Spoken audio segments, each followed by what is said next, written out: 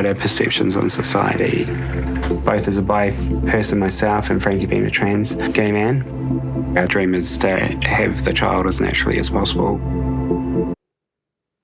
Trans and Pregnant. That is the title of a TV New Zealand documentary that charts the journey of conception to birth of a baby born to a so-called trans man and his supposedly gay partner in New Zealand. It's so important that we push back on the indoctrination of the LGBTIQA+ political movement and its media barrackers, which they seek to impose upon us.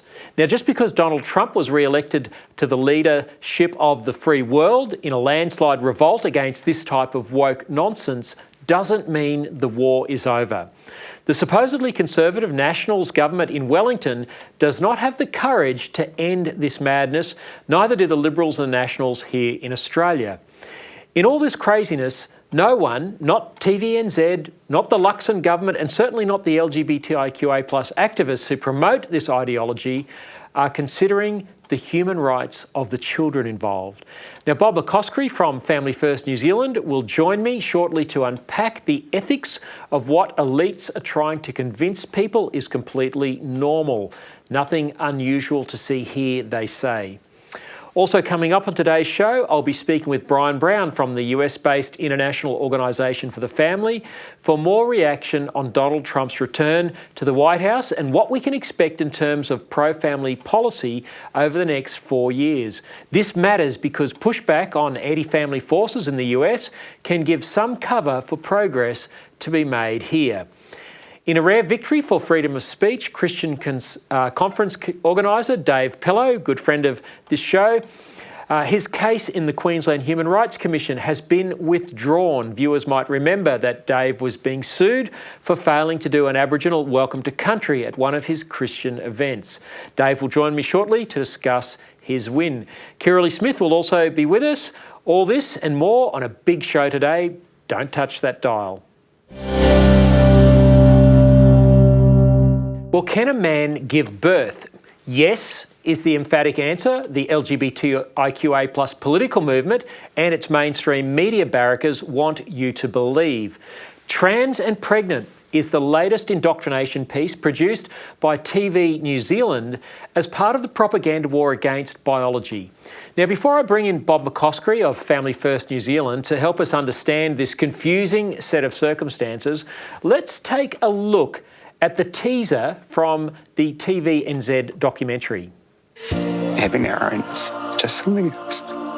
There's people out there who might not understand. They love each other and this is their life story. Now, Bob, thanks very much for joining us today with this. Is what we're seeing on screen simply just a beautiful love story? And shouldn't we all just be rejoicing that finally people like Frankie and Rayway can have a family? Hi, Lyle. Good to be on the show. No, this is clearly indoctrination. This is trying to persuade people that not only women can get pregnant and give birth and breastfeed, that men can get pregnant as well and chest feed and everything associated with transgender ideology. So what it's doing is, and I know we're going to watch a couple of clips from the documentary, but what it actually does is reinforce biology, but what New Zealand On Air, which funded this program to the tune of $250,000 of taxpayer funding, what they're trying to do is push the trans idea that it's not only women can get pregnant. And, of course, most people know that that is just stupid thinking to say that a man can get pregnant and that a woman can have a penis, but the powers that be, the elites, think that the more they can push this down and more they can indoctrinate us, that they'll try and persuade us otherwise. But I personally think this documentary has done the exact opposite, which you'll see when you watch some of the clips. Yeah, well, we're going to go through it and it's quite confronting, but I'm still just a little bit stunned by what you just said a moment ago, that this was taxpayer funded, and you've got a conservative Nationals government under Christopher Luxon there in New Zealand. This is extraordinary. How does this get through the gates? Well, look, it would never have been achieved on a commercial basis because nobody's interested in it. This is part of the indoctrination. There are, unfortunately, groups that that are involved at a level of funding that have been around for a long time, and I guess it's an area that really hasn't been cleaned out by the government. The big question, of course, Lyle, is whether the government will tackle this. And it's always been my beef with conservative-leaning parties, is that they're not only conservative by name, but they're conservative by nature. They get into power, and sure, they don't push a lot of this social engineering and this radical ideology, but they don't stop it either. They don't correct everything. And I think that's been one of the refreshing things about the new president-elect of the United States, is that he says he's going to fix it, and people have responded, and they actually want that. I only wish that some of the conservative leaders in both Australia and New Zealand started listening to that same argument. Absolutely. What you've described is exactly the problem we have here in Australia. Maybe it's an Antipodean problem, but let's hope that what happens in the United States might flow through. Well, let's take a look at some of the assumptions behind this TVNZ taxpayer-funded documentary. Here's the backstory of the couple as told to TVNZ. I knew I was trans from about 6. I can remember asking for a David Beckham haircut, and I was able to have my David Beckham haircut, shopped at Hallenstein's, wore Planet 8, which was really cool back then. I grew up in Wanganui. My parents migrated from South Africa just before I was born. Wanganui is quite a conservative place. There weren't many other queer people I knew, so it was quite challenging. I actually started socially transitioning at 18. So I lived as a man for 2 years and then went off to the endocrinologist and started testosterone. I've been on testosterone for 6 years. I get an injection every 3 months that maintains my testosterone levels in my body.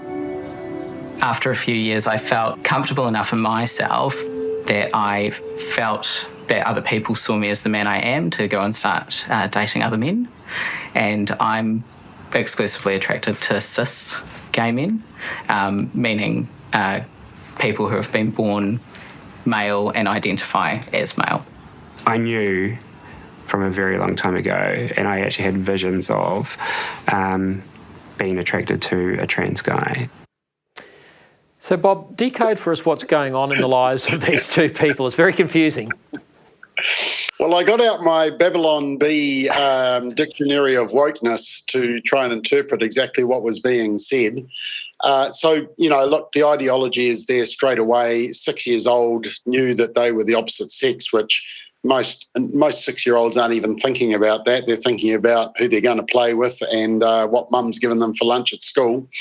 But, apparently they knew. And then there was a few lines here. I've just written them down because, I have to get my head around it myself. Exclusively attracted to cis gay men.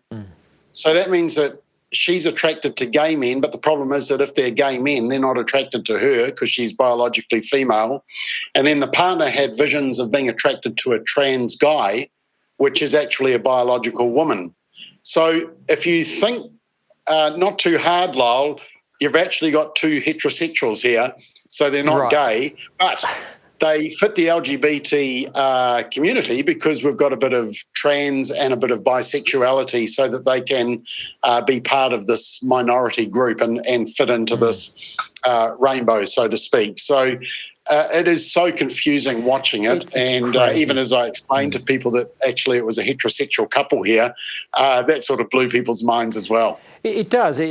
Well, and that's exactly right. It is a heterosexual couple. Frankie is clearly a woman who has a vagina. I don't know whether the full TVNZ documentary mentioned whether she has undergone a double mastectomy. I don't know. But she clearly has. She has. Okay, there you go. So that's not in the clips we're about to see. But she's got a beard and she's with a man, and clearly they go through the process of this is not two men producing a baby. So let's move on.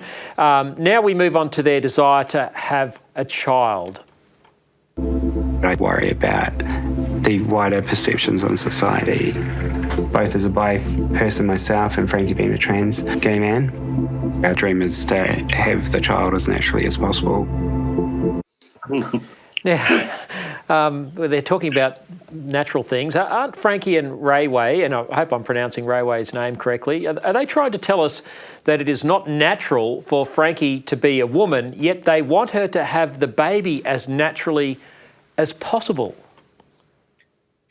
Well, this is the interesting thing about the program, and this is what I said in my commentary on Substack, was that they are basically reinforcing biology by admitting that actually, and in fact in the clips with the gynecologist, admitting that actually it's getting things to happen normally and naturally. They use those words. And of course, for all of us, we know that naturally only a male and a female, only a man and a woman can have a child. And here you've got two people. I mean, the producer of the show and the one of the key people that was funding the program, you know, they were saying, oh, look, it's an amazing program because it's two men who love each other who want a baby. It's just that one of them can have a child. Well, fact check, actually, it's a male and a female. And the reason they can have a baby is because that's exactly what nature dictates. So, you know, deep down, they're trying to push their ideology out in front, but behind all this is actually the reinforcing of nature and real. biology. So it's right. a spectacular own goal, in my opinion. Well, let's listen to Frankie and Rayway describe the process. Do you think you'll be able to conceive naturally without any assistance? They do indicate that when you are on testosterone, it can inhibit a person's ability to reproduce, but there is a common misconception that being on testosterone suppresses reproduction entirely. If we could keep me on testosterone, but at a lower level, that would curb some of the concerns around dysphoria from coming off testosterone and my body slowly returning back to a somewhat female form. Now, Bob, we've got people here trying to play God, haven't we? I mean, Frankie told the New Zealand Herald that she had to, quote, wait 7 months before her body burned through the testosterone stores I had before we were given the green light to start to conceive. So she thinks she can just dial up and down the testosterone, dial up and down her masculinity as it suits her. Yeah, I mean, she really did shoot herself in the foot because her final statement was, until I get to a female form. Well, that's exactly what we said, and that's why only women can get pregnant. So once again, even by their own statements and their own admissions, they are acknowledging that you need to be a female with purging yourself of the wrong sex hormones, as we call them. Some people call them cross-sex hormones. I think wrong sex hormones is a better label. And actually bringing them back to a natural state. Now, once again, I just think this is a beautiful picture of reinforcing that only women can get pregnant, and even someone who has tried to deny biological reality is having to make changes and go off wrong sex hormones in order to get to that state again. So it's a beautiful story they're telling us. They just don't realise it, and that's the irony of the whole documentary. Well, let's watch the final part of this beautiful story. We know that the LGBTIQA+ political activists, they hate the idea that people can detransition from being, you know, a trans man or trans woman and going back to their natal sex. You, of course, had Chloe Cole, one of the world's most famous detransitioners to New Zealand recently, speaking at your conference. But this next clip is insightful because it explains the process of Frankie's detransition back to female so she can have the baby. And of course, we have the gynecologist affirming all this. Anything about Frankie being trans or having had those hormonal replacement therapies that may impact on pregnancy? There should not be, because once the uterus has had a period of time away from the suppression of the testosterone, it's an amazing organ, actually. It can respond to the estrogens and progesterones that pregnancy involves, and the pregnancy should progress in a normal way. Now, Bob, there's nothing normal about this, is there? It's amazing when we let biology run its course, and that's exactly what the doctor is saying and reinforcing to them, and reinforcing the fact that you need... I mean, what this documentary really is about returning someone who's pretending to be a man back to being the woman they were created as. giving them the ability to have a child. So, in fact, it's not breaking news. When they actually announced this program and they talked about, it follows a trans man's journey on getting pregnant, I put on X, breaking news, woman gets pregnant and has baby, because that's really all the story is about. It's just that the woman happens to have a beard and has been trying to become a male, but to allow nature to take its course no longer. Now, of course, the other irony here, Lyle, is that, as you know, and we believe children have a right to a biological mother and father, that they know who they are. This child is living with its biological mother and father. It's just that the adults don't actually realise that they're the biological mother and father. Well, perhaps deep down they do, but they just won't admit it. One other interesting thing that I don't think I told you about, Lyle, in the documentary is that there is a clip where they talk about the fact that they're not going to identify the gender of the child. Gee. That would be hypocritical for them to do that. Yeah, that's child abuse. That's just child about abuse. A year after the child was born, they appeared on TVNZ to do a follow-up puff piece, and they were calling the little boy him and he. I mean, that was bigots? just Bigots? Transphobia. I couldn't believe the binary approach. I mean, the child was only one. Had the 1-year-old decided what gender he was going to be? So that's why I say, and there's also this other beautiful clip, which I know you haven't got time to show, but they actually show the ultrasound at 13 weeks. And once again, it's probably one of the most pro-life images I've seen on state TV for a long time. It reinforces, and they actually make the comment, it's not an alien, it's actually a person. It's reinforced that.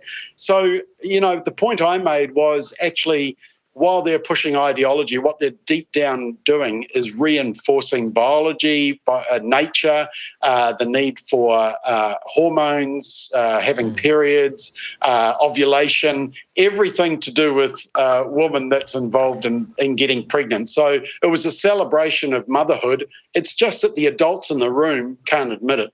Yeah. And brought to you by your taxpayers from a Conservative government. Thank you very much for reminding us. Bob, I think the other dangerous thing about what I heard that gynaecologist say was that the uterus is a wonderful organ, which of course it is, and he seemed to be saying it's quite safe and natural to dose yourself up on testosterone and then dial it back, and somehow you can just go in and out of womanhood if you're a trans male. But it's not always as easy as that, is it? I mean, many young people in particular, if they go on puberty blockers and cross-sex hormones, they end up being sterilised for life. And of course, Frankie has lost her breasts, of course. We can't breastfeed that baby. So this is not a consequence-free medical procedure. No, we know with puberty blockers there's issues around bone density. There's also fertility being affected as well. And I actually, one of my board members is a paediatrician, and he sent me through some research just around this because, for a woman to be taking the levels of testosterone necessary to become male, like Frankie would have been, is quite as significant. And there's not a lot of research in this area because it's just not the done thing, because it's not the normal thing. But my paediatrician doctor sent through some of the research that says, quote, human exposures at any time in pregnancy, either to the testosterone itself or to drugs in the same class, have been associated with developmental toxicity, growth restrictions, structural anomalies, functional behavioural deficits, or death. The drug should not be used in pregnancy. Now, remember that in that documentary clip that you played, they said they were just reducing it to a minor level to enable ovulation and the periods to start up again, which is what the gynecologist wanted. There was also this: elevated serum testosterone levels in women are significantly associated with an increased risk of breast cancer development. Now, how does that apply to a biological woman who has removed her breasts already? Does that have some flow-on effect? So, there is concerns. In fact, there's some here around testosterone associated with increased risk of ovarian cancer overall. These are the questions that were never asked in the documentary. It was all, this is just a wonderful example of creating a family, and it's a man who's getting pregnant. Wow, this is wonderful. Let's spend taxpayer dollars to indoctrinate this type of ideology. But as I say, at the end of the program, people were left in no doubt that actually nature and biology had the final say. It sure did. And shame on TVNZ and shame on the Luxon Government for putting taxpayer money into this propaganda. It's actually dangerous and it's harmful. Bob, it's craziness, but before I let you go, there was something else that was completely crazy that captured media headlines here in Australia this past week from your parliament. Let's take a look. Te Pāti Māori, e ono ngā pōti e whakahe. Kawana, ka whakamanu whiriti a koe, kamate,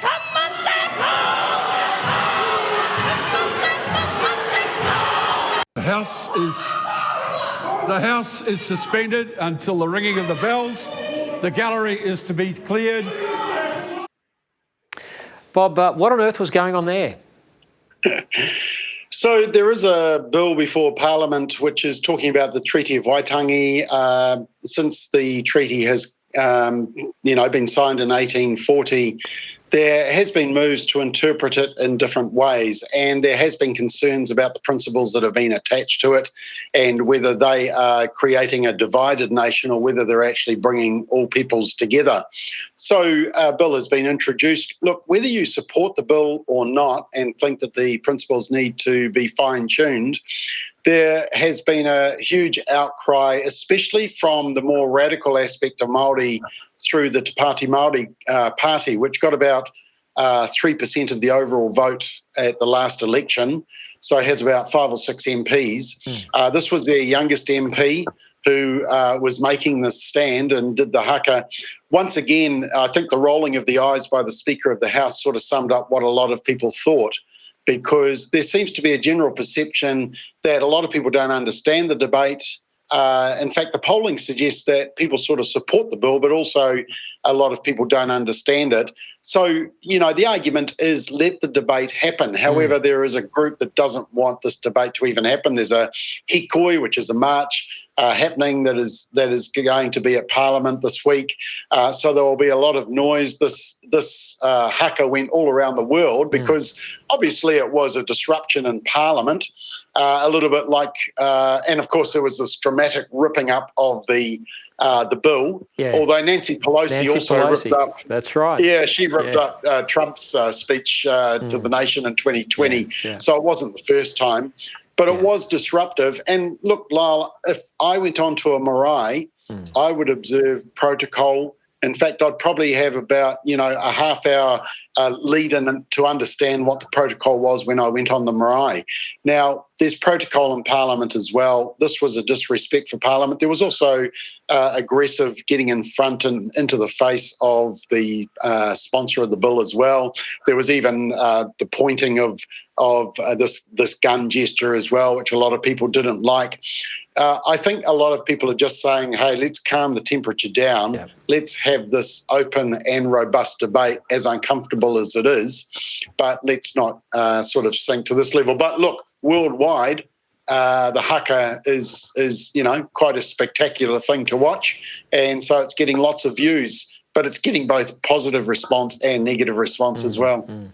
Well, it certainly was a spectacle. I'd prefer to see the haka on the rugby field, not in the Parliament, and not done as an intimidatory sort of mechanism. Yeah. We've got our Lydia Thorpe here in the Australian Parliament. Looks like you've got a cluster of them there in the New Zealand Parliament. We could do without it. Bob, thanks so much for giving of your time and for your insights today. Good to be with you, Lyle.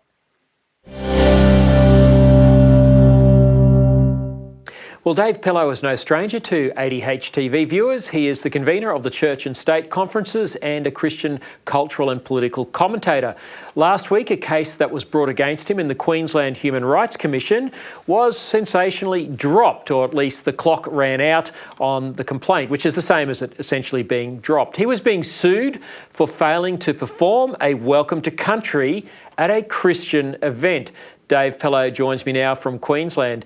Dave, I'm sure you're relieved to be free of this legal encumbrance, but you should never have been in front of the Queensland Human Rights Commission in the first place, should you?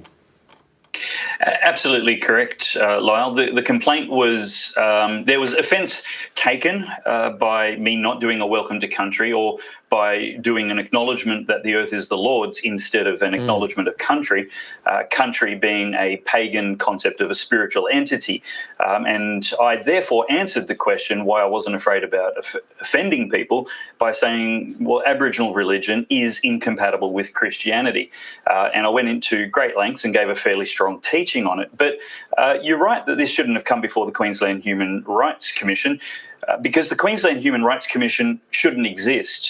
It is a perverse institution which has been hijacked by leftist extremists and people who've been groomed to take offence where none was intended or given, in a fair exchange of basic ideas. I never once spoke about some person or group of people, but only about the incompatibility of a set of ideas and mutually exclusive truth claims. But this process has been used where there was no substance, no facts, no evidence, and the gentleman asked for an extension and then ran that clock out as well.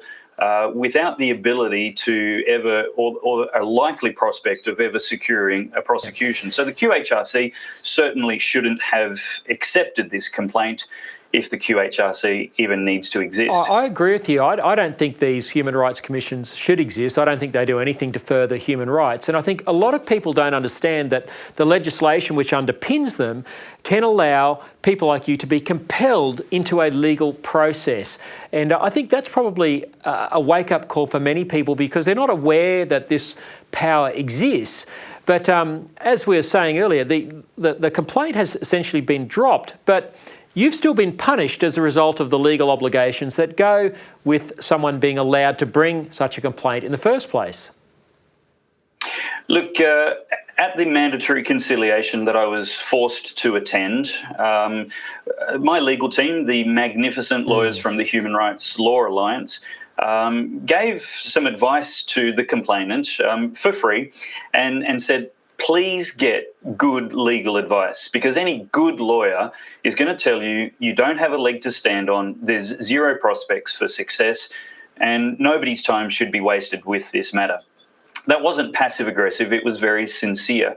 And he asked for an extension to the clock so he could get legal advice. So we were pleased he was getting that. But we never heard from him again. And so I'm not saying I know for certain he did this, but he could have got legal advice early on that said this has no prospects, and then simply not communicated any further, letting the deadlines elapse, but prolonging the distress and the involvement of lawyers and anxiety for family, etc., as the best punishment available to him against people who merely disagreed with his theological and political ideas. And the government should never be an arbiter of political or theological debates. No, absolutely not. You've been able to turn this into some good. You were able to organise a fundraiser for the HRLA, magnificent law firm. They don't charge people like you or I anything. People know that I've been involved in a 4-year litigation as well with a couple of drag queens that have sued me. You raised well over $100,000 for the Human Rights Law Alliance. So that's been a silver lining to this whole case. Yeah, look, this was always something the lawyers said would be easily defended and not really go anywhere. And John Steinoff and the rest of the team at the Human Rights Law Alliance do magnificent work, and yours is one of the cases that is being going a long way and costing a lot of money.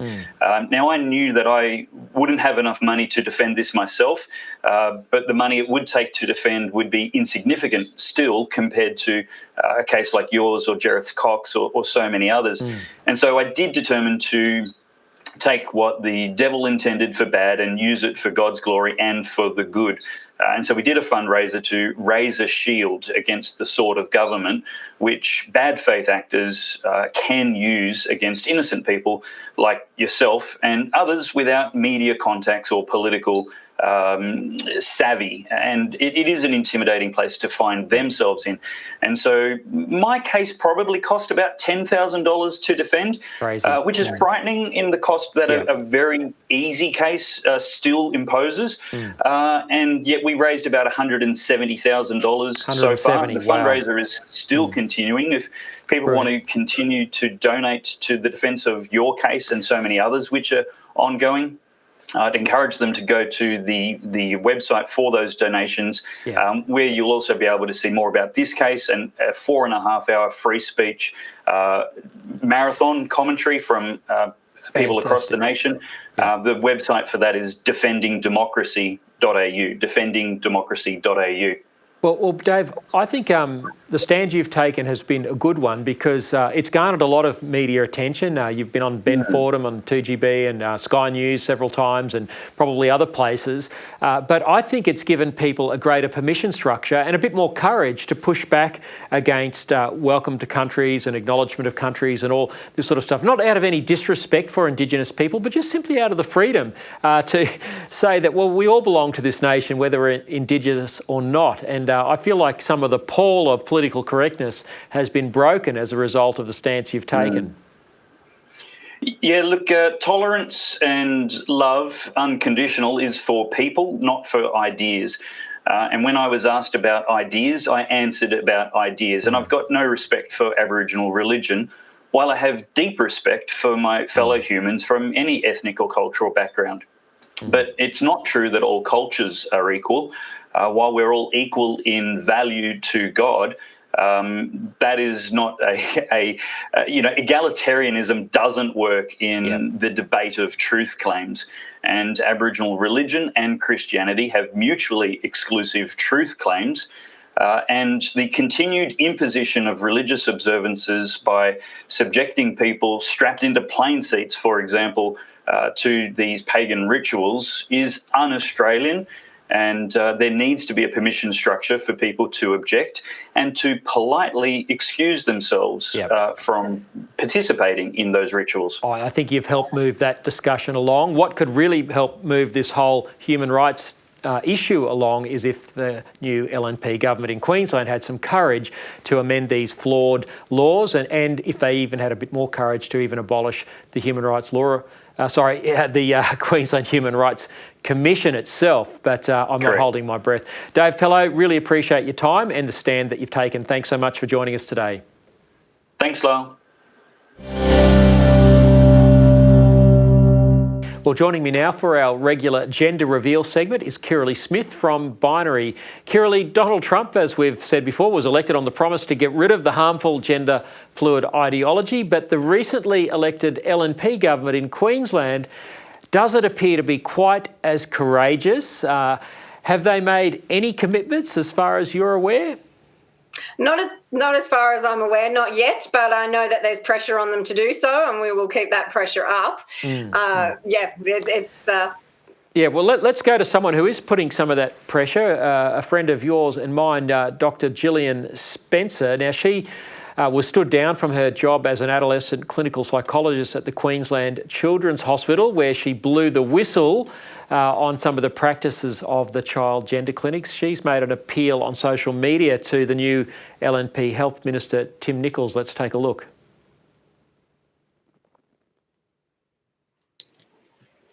Down from the Queensland Children's Hospital in April 2023 for raising concerns about gender interventions for children. Here in Queensland 2 weeks ago, we had a state election and we have a new government, and our new health minister is Mr. Tim Nicholls. In 2023, in a speech to Parliament, Mr. Nicholls raised some serious concerns about gender interventions for children. I'll post the full speech below, but importantly, he recognised that children can be influenced in their gender distress by social media and by peers. And he also identified that the children attending the gender clinic in the UK were often dealing with a multitude of issues, including anxiety, depression, autism and homophobic bullying. Now, Kirralie, surely this has got to put a bit of pressure on Tim Nicholls, whose heart doesn't really seem to be in this issue, does it? Yeah, absolutely. And look, in opposition, where it can be pretty easy to oppose government policy, he made it pretty clear in his speech. He said some great things about the harms that gender ideology and affirmation practices do to young people. So now he's in the position of Health Minister in Queensland. He needs to put his money where his mouth is. He needs to pull up his socks and do the work that he said he was going to do when he was in opposition, because they now have the power to repeal these self-ID laws that really harm women in the state of Queensland, and then really look at the gender clinic practices that are harming children by giving them things like puberty blockers and cross-sex hormones that do irreversible, catastrophic harm to young bodies. And it's time that the government stepped in and corrected this gross malpractice. Yeah, and they should immediately reinstate Dr. Gillian Spencer to her job as an adolescent psychologist at that centre. It's a scandal that she was stood down in the first place. I really do worry about them, Kirralie. I mean, they could have made an issue of this during the election. As we've seen in the States, mainstream Americans were right behind Trump in this pushback on the transgender agenda, but hardly a peep out of the LNP. Let's hope they listen better. I just think it's terrible that Gillian has to take to social media to try and make her appeals like that. Exactly. She's a very qualified, experienced child psychologist, a psychiatrist. She's seen the harms that are done to children. She has been relentless and courageous in speaking the facts, and it is about time that she was reinstated and listened to. Absolutely. Now, Kirralie, you've reported on the Binary blog, the great place to go for keeping up to date with the craziness in this area. Sebastian Coe, who people of my generation will remember as a great runner for England back in the day for the Olympics. Now, he wants to restore women's sport, and he's running for president of the IOC on a platform of protecting girls and women from biological males encroaching on their sport. This is good news, isn't it? It's fabulous, and he's been really consistent as the head of World Athletics in making sure that women's sport is protected, and he has been really bold in his statements that women's sport is for female bodies only. He is making a pitch for that IOC president position. There are others in the running as well, but let's hope that he's successful, because he will do a lot and go a long way in protecting women's sport, making sure that men are not in women's sport, and that it is fair and safe for all. The whole reason we have male and female divisions in the first place is because of the unfair advantage that males have. He recognises that, and he will keep the distinction plain and clear, fair for everyone. Yeah, it's interesting, Kirralie. Here in Australia, we've got a long way to go. I was looking back through some things I'd written a couple of years ago when Scott Morrison was Prime Minister, and his then Sports Minister, Richard Colbeck, put in place guidelines for Australian sport that allow biological males to compete with women. So we're behind the times here with people like Sebastian Coe. Kirralie, still in the UK, a headline caught me from the Daily Mail.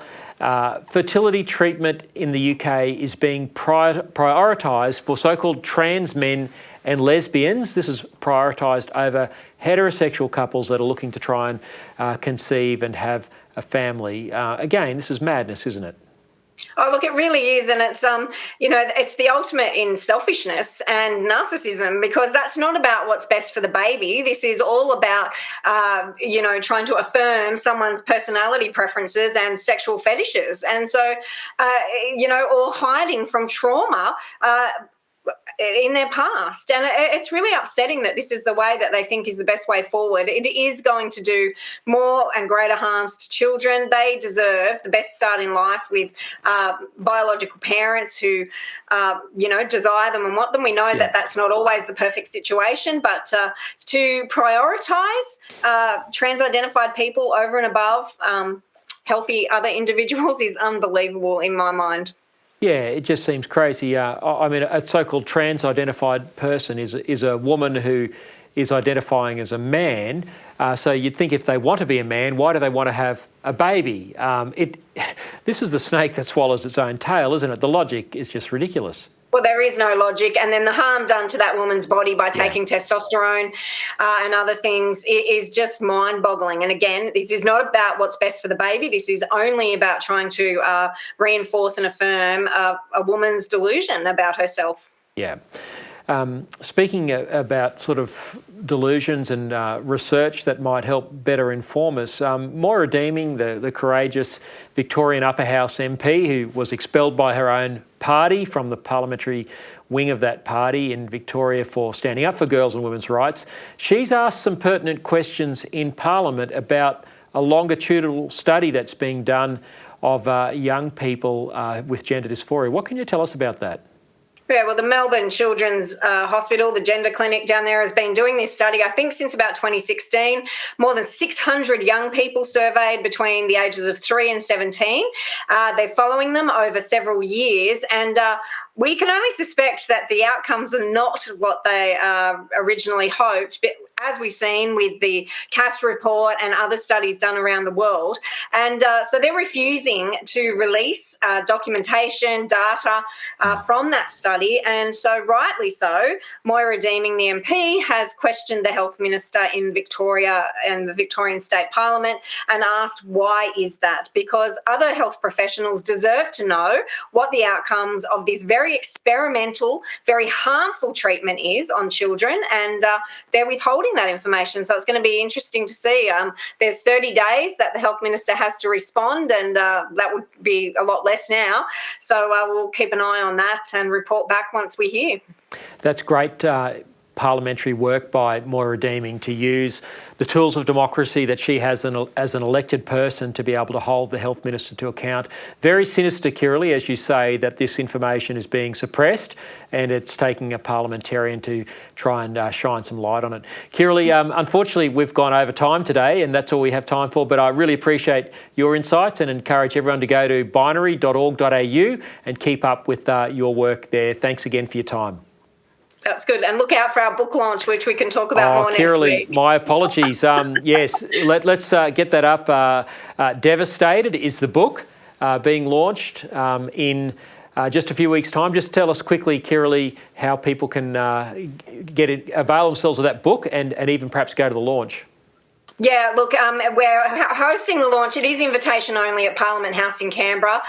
Get in touch with me if you do want to come along and we'll see what we can do. But this book is the accounts of 9 families in Australia who have been utterly devastated by gender ideology. They talk about the harm done by the education system, the betrayal of the health system, and the utter failure of the political system when it comes to looking after their children. Most of these parents have done exactly what you and I would do when it comes to gender incongruent children. It's really hard read, but really important. Some of the contributors will be speaking at the launch, and this book will be available from the website binary.org.au in the coming weeks. Kirralie, thank you. This is going to be a really important contribution to this debate. The truth is getting out, and appreciate what you and the team at Binary are doing. And people can get in touch with you through the Binary website if they'd like to get an invitation to that launch down in Canberra. Kirralie, thanks again for your time. Thanks for having me, Lyle. Well, it's been less than 2 weeks since Donald Trump won the US presidential election, and he's shaking up the Washington, D.C. swamp with cabinet picks that are sending the woke left into meltdown. Now, I'm concerned that the wave of relief that is sweeping Conservatives here in Australia could breed some complacency and send people back to sleep, thinking that the job is now done, now that someone who believes in what is normal is back in the White House. So I wanted to get some analysis from the US, and I can think of no better person than one of the world's most prominent pro-family political activists, Brian Brown, president of the International Organisation for the Family. Brian, welcome, and thanks for giving up your time on a Sunday your time there in Philadelphia, Pennsylvania. What was it like for you on election night to see your state turn red along with all the other battleground states? Well, I've got to tell you, it was a great feeling. I'm here. I'm actually inside Philadelphia, as you said, and Philadelphia is a very blue place. And I was one of the few people with a Trump sign on my home. And looking around, it looked a little overwhelming for us. So if you judge things sometimes by, anecdotal evidence, what's going on around you, you start to worry. But by, 10:30, 11 p.m., it started if you just looked at what the vote count was coming back as, it looked very good for us. And I realized that there's just a ton of people, even in my own neighborhood, who didn't put signs up, didn't do anything, but when they got in the privacy of the ballot box, they voted for Trump. And that happened across the country. So, I mean, that's really what we've seen in the election totals is just a massive wave of voters coming out and supporting Trump that may not have been, as vocal as the other side, but did what they needed to do when they had the chance to vote privately. Brian, were you surprised that it was such an emphatic win? I mean, he won the popular vote. He won all those battleground states. As I said, he's won the House narrowly and also taken the Senate. All the polls leading up to the election said it was going to be a tight race. They were wrong. Did this surprise you? Not really. When I had been asked about what I thought the outcome of the election was, it was an odd situation where I would say either I think Trump's going to win in a blowout or Harris is going to barely squeak by. The reason for that is that the questions with the polls, the real question with all of the polling was it going to follow all the polling that occurred prior, which is that Trump's support was understated in all of the polling? Or were the pollsters were telling the truth when they said they'd already compensated for the fact that there were a lot of people that they knew didn't want to tell a pollster when they were called randomly by someone, they didn't want to tell them they were supporting Trump when they likely knew that most of the elites and everyone else was against Trump. So there's a little bit of people hiding what they really think. So the question really was whether they had compensated for that based on prior years or not. And clearly they hadn't. And the polls were off just as they had been off in prior years. And some of them were really massively off. We saw an Iowa poll showing Harris winning significantly, and that Iowa poll was just dead wrong. And in fact, that pollster is now retiring from polling. It was so bad. So, so that's why I couldn't emphatically say what I thought was a possibility, which was that Trump was going to sweep it. I either thought he would sweep it and have a pretty crushing victory, or Harris would squeak by, possibly with only one electoral vote, because had she been able to take some of the swing states, it was a very likely scenario that she would only win by one. So I'm glad we didn't get into that mess, because that would have been a nightmare as far as litigation, lawsuits, etc. Yep. So, Brian, now that he has won so convincingly, what's the sense from the pro-family, pro-life community in the US? Is there a sense of relief that there's a reprieve for 4 more years from what would have been a continuation of a very hostile regime towards conservatives? Is there a sense of relief? Is there a worry that people might be complacent?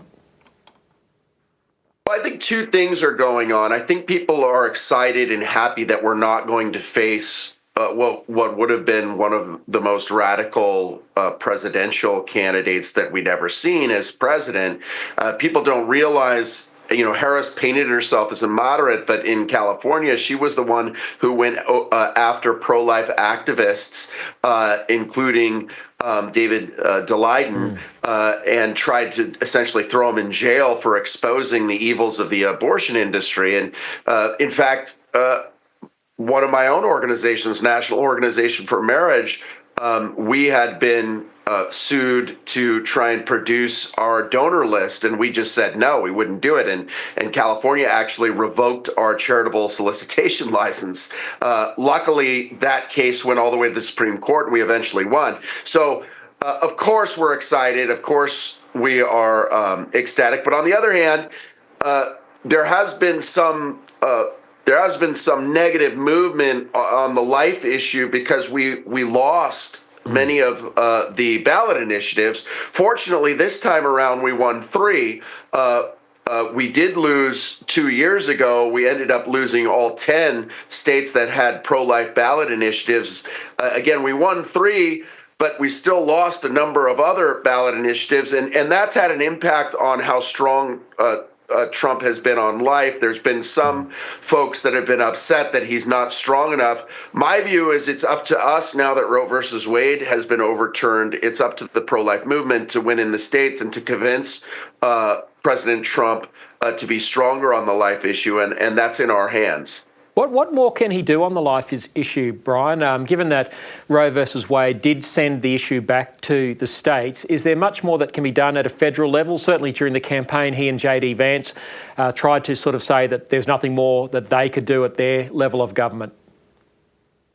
Well, there is actually a lot that can be done. Obviously, we want to see the Mexico City policy, no taxpayer funding for abortion being used around the world. That's a decision that would be made by the president. That can be forced through using executive action.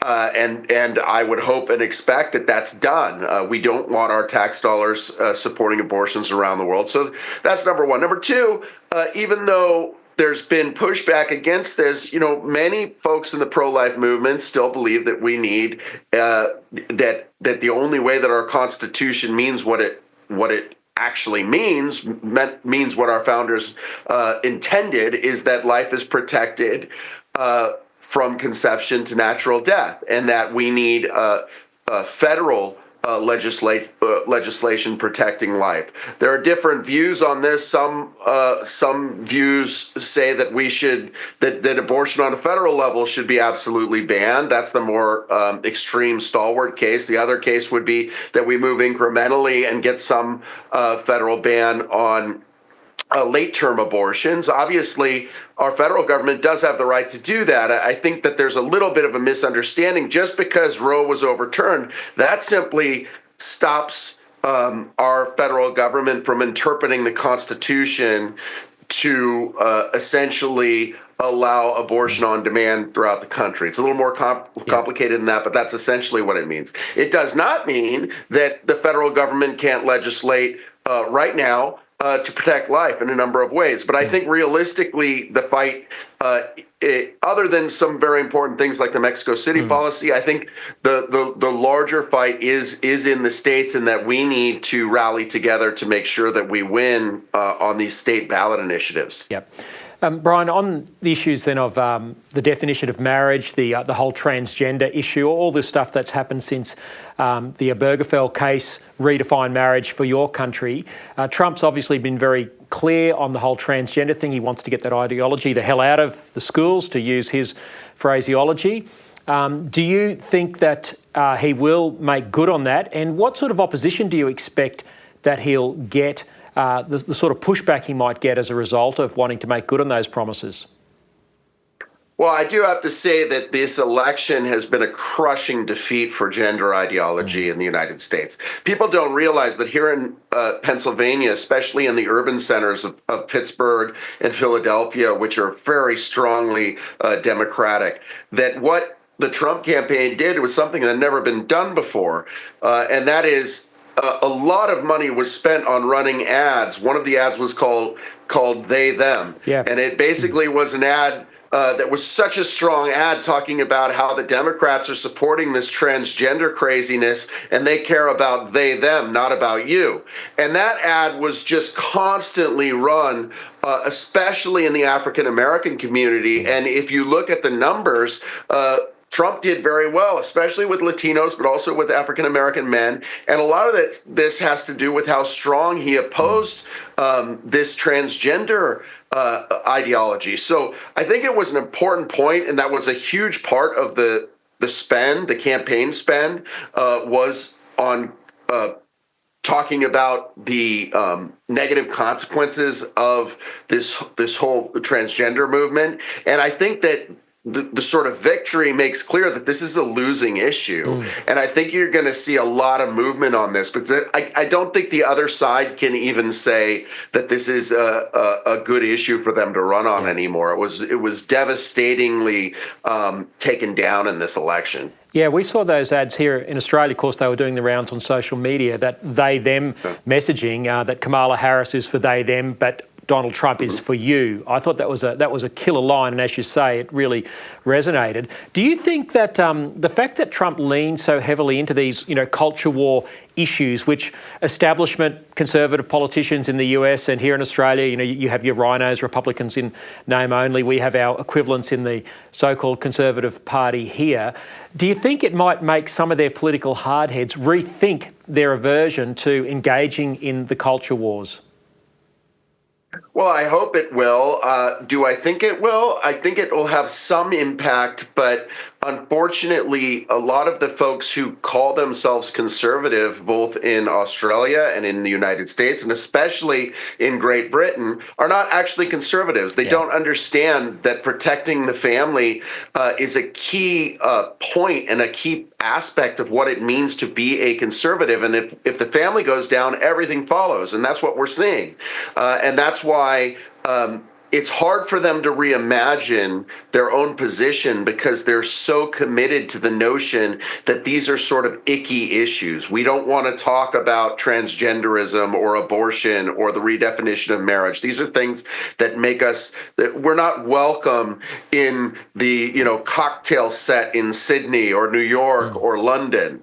And so I think that it's still a hard push, but I do think that when it comes to practical politics and policies, that the policies that America will embrace will be very good for the world and will show the effectiveness of standing on the right side of history, standing up for the truth of what it means to be a man and a woman. And I think then you'll get some to follow, because ultimately a lot of these folks, only care about winning, and because this was a winning issue, you'll get a few to jump on board, but some will still, I think, push back because they don't want to be seen. They care so much about how they're viewed by those in the elite class that it scares them to be with the people. It scares them to be with Trump. It scares them to not be with what they see as the in thing. And I do think that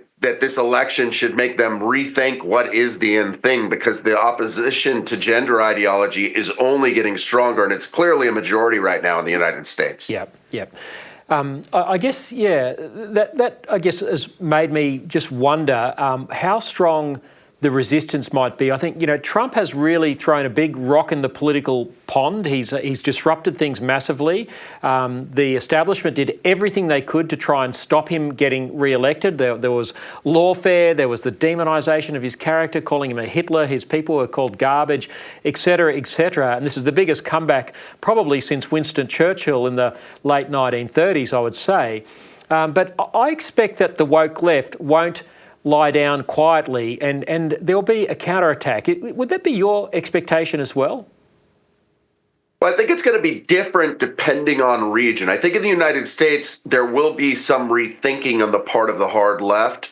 I'm not talking about the ideologues. I'm talking about those who have some power within the Democratic Party, who were willing to embrace things like defunding the police and using our taxpayer dollars for gender reassignment surgery for prisoners in federal penitentiaries. I mean, that's a real thing. And that's actually what Kamala Harris said she supported, using our taxpayer dollars to have gender reassignment surgeries in our prisons. I mean, that's insane, but that's how far it had gone. Yep. There will be, I don't think the left is going to win on these super far left issues in the United States.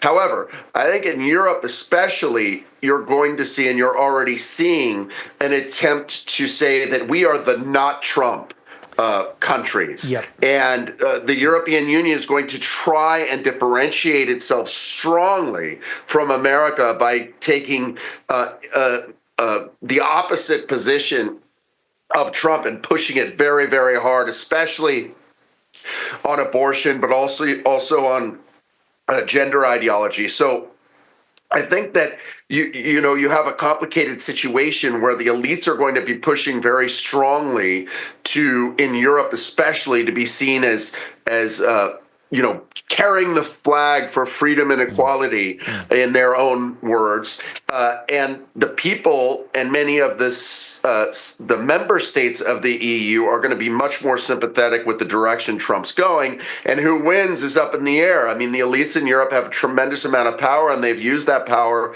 to sort of attempt to sideline and control people like Viktor Orban or even Italy's prime minister. And it's a question how far they're going to be able to go and what other states sort of follow in the wake of Trump's victory, whether there will be more states like Italy and Hungary that become more conservative or not. So I think that's a question that's up in the air. In Australia, I'm not as familiar with the situation there. That'll be up to you, but I am absolutely sure that there will be many in Australia that use Trump's victory to again, like the Europeans, say, we don't want to be like that. This is a disaster. And any little misstep that Trump makes, they'll say, see, we told you he's not prepared for leadership. Those on our side are going to continue to cheer because I'll tell you right now, that Trump is unleashed. I mean, I know many of the people within the campaign, and as you can see from the appointments, I was just in Washington, D.C. with people very close to Trump, and he is going to move forward with his agenda, and it's not going to be like last time around. He's not going to listen to the folks who say, well, you have to be very moderate, and you have to leave the civil servants in place, even if they disagree with you and are undermining your agenda. He's going to do everything in his power to push forward. He views this, I mean, this is his 4 years. This is the last time he's going to be in that position. He needs to get things done, and he's going to try and get them done very, very quickly. And so you're going to see some pretty serious moves on Trump's part that really will clear the swamp. Yeah, that's very interesting. I think your analysis about Europe, I think that does apply in large part to Australia. There'll be that element here that won't want to go anywhere near the Trump agenda. So we're going to have to push back hard here.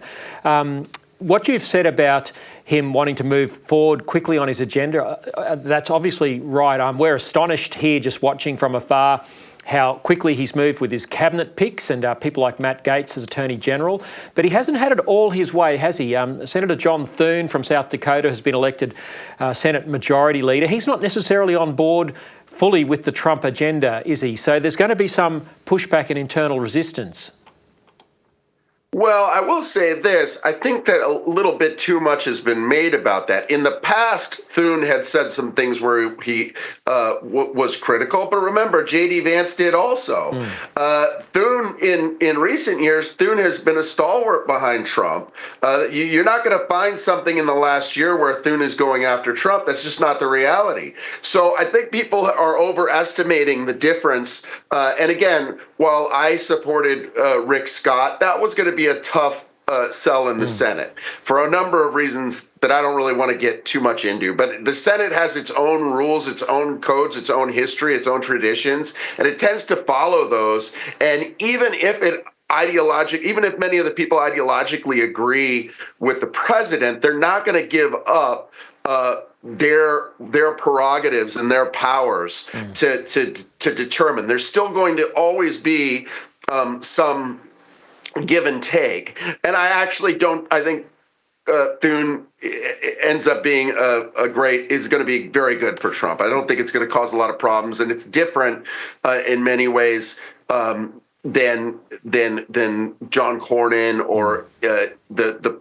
prior example of McConnell. But remember, even McConnell played ball with Trump. I mean, McConnell was viewed as not as strong as Trump might like, but he generally moved forward with Trump's agenda. So, there's always going to be some give and take. We are not apart, regardless of what the left tries to claim. We are not a dictatorship, and Trump is not our dictator. And you're going to see some give and take. But in general, the president clearly has the support of the people to move forward with his agenda, and he's going to do that. Yeah, this is why we like to get the analysis from people like yourself, Brian, because we get a skewed picture from our media over here. Just two final questions before you go, and you've been very generous with your time. Can Trump drain the swamp and set things up for JD Vance in 4 years' time and keep this legacy going? And the second question, just going back to Obergefell, which was the decision of your Supreme Court to redefine marriage, do you think under a Trump presidency there might be ways where that can be revisited? Obviously, it's got to go back to the court. Is there hope that we could win back the definition of marriage in law in America? Some people say that that can never happen once it's changed. So 2 questions, JD Vance and Obergefell. Well, I mean, when we talk about draining the swamp, I think it's very difficult to get sort of a total victory over the administrative elite in Washington, D.C. But even a partial victory is a huge victory because, they run the show. And, let's just use an example of ambassadorships. Under the first Trump presidency, a majority of those ambassadors stayed as ambassadors that were already there under Obama for years. He only was able to change a minority of those. And part of that is just because of how he had to deal with the Senate, because the Senate has to confirm his picks. And you and I know that it's so important the way America interacts with our allies in countries around the world through its ambassadors. I mean, in a state like Georgia, the Republic of Georgia, we had an ambassador that totally opposed the people's view on marriage, life, and on the transgender issues. I mean, they were trying to lead this pride parade when many of the people in the overwhelming majority in Georgia said you shouldn't be doing this, and our ambassador is, taking a side here.